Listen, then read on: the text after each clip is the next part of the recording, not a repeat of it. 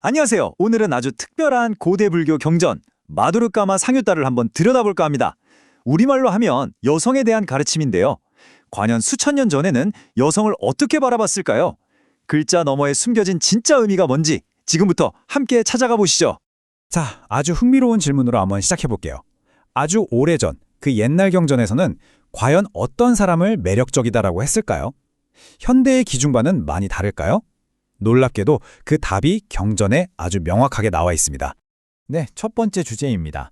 경전에서는요, 어떤 사람이 다른 사람의 마음에 들고 또 들지 않는지를 딱 5가지 조건으로 나눠서 설명하고 있어요. 경전이 말하는 답은 바로 이거예요. 용모, 재물, 덕성, 부지런함, 그리고 자녀. 어떠세요? 좀 현실적인가요?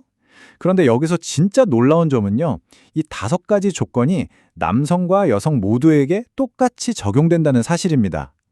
그러니까 이게 단순히 여성을 평가하는 기준이 아니라 당시 사회가 보편적으로 생각했던 매력의 조건이었던 셈이죠. 하지만 경전은 이런 보편적인 조건을 이야기하는 데서 그치지 않아요. 당시 여성이 겪어야 했던 여성만의 고유한 삶의 괴로움, 즉 두카에 대해서도 아주 깊이 파고들거든요. 과연 경전은 여성의 삶을 어떻게 묘사했을까요? 경전에서는 여성이 겪는 5가지 특별한 괴로움을 이렇게 나열하고 있습니다. 어린 나이에 한 번도 본 적 없는 낯선 시댁으로 가야 하는 삶, 그리고 월경의 불편함, 임신과 출산의 그 엄청난 고통, 마지막으로 남편을 섬겨야 하는 의무까지. 이 목록을 보면 당시 여성들이 평생 짊어져야 했던 삶의 무게가 정말 현실적으로 다가옵니다. 이렇게 정해진 운명처럼 보이는 삶의 괴로움 속에서도 경전은 우리 각자에게 선택의 길이 있다고 강조합니다. 그게 바로 업, 즉 카르마의 길인데요.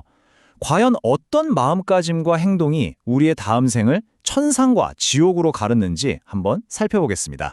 경전에 따르면요, 믿음이 없고 잘못을 저지르고도 스스로 부끄러워할 줄 모르고 또 그 결과에 대한 두려움도 없는 마음, 그리고 늘 화를 내고 남을 질투하고 인색함에 사로잡혀서 지혜가 부족한 사람은 결국 괴로운 곳, 즉 지옥에 다시 태어난다고 말합니다.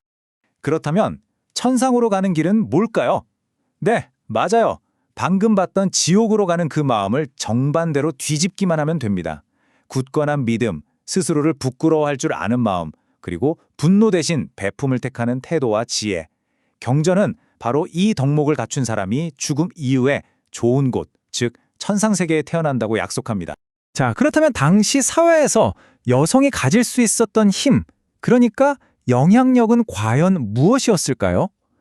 경전은 이 부분도 아주 명확하게 5가지로 딱 정리하고 있습니다. 경전이 말하는 여성의 5가지 힘은 정말이지 매우 현실적입니다. 바로 용모, 재물, 친족, 그리고 자녀의 힘이죠. 그리고 마지막 5번째는 내면의 힘, 바로 개, 즉 올바른 행동과 도덕성의 힘입니다. 경전은 이 힘들이 여성이 가정 안에서 당당하게 살아갈 수 있는 기반이 된다고 설명해요. 자, 여기서 아주 중요한 질문이 나옵니다. 이 5가지의 현실적인 힘 중에서 과연 어떤 힘이 죽음 넘어 다음 생까지 우리를 좋은 곳으로 이끌어줄 수 있을까요? 경전의 답은 정말 단호하고 명확합니다. 용모나 재물, 친족, 자료의 힘은 오직 이 세상에서만 유효하다는 거예요. 우리의 다음 생을 좋은 곳으로 이끄는 유일한 힘은 오직 개의 힘, 즉 흔들리지 않는 도덕성의 힘뿐이라는 거죠. 어쩌면 이것이야말로 이 경전이 우리에게 전하려는 가장 중요한 메시지일 겁니다. 자, 마지막으로 경전은 여기서 멈추지 않습니다. 개의 힘이 중요하다고 말하고 끝나는 게 아니라 어떻게 하면 그런 삶을 살아갈 수 있는지 성스러운 제자가 성장해 나가는 구체적인 길을 보여주면서 가르침을 마무리합니다. 경전은 성스러운 삶이란 이 5가지가 함께 자라나는 것과 같다고 말합니다. 믿음이라는 뿌리 위에 덕성이라는 줄기가 굳건히 뻗고 그 위에서 배움과 베품, 그리고 지혜의 꽃을 활짝 피울 때 비로소 우리의 삶이 진정한 의미로 충만해진다는 뜻이겠죠? 수천 년 전에 이 가르침이 시대를 훌쩍 넘어 오늘 우리에게 묻고 있는 것 같습니다. 눈에 보이는 외적인 힘들을 넘어서 당신의 삶을 진정으로 성장시키는 내면의 힘은 과연 무엇인가요? 잠시 생각해 볼 만한 질문 아닐까요?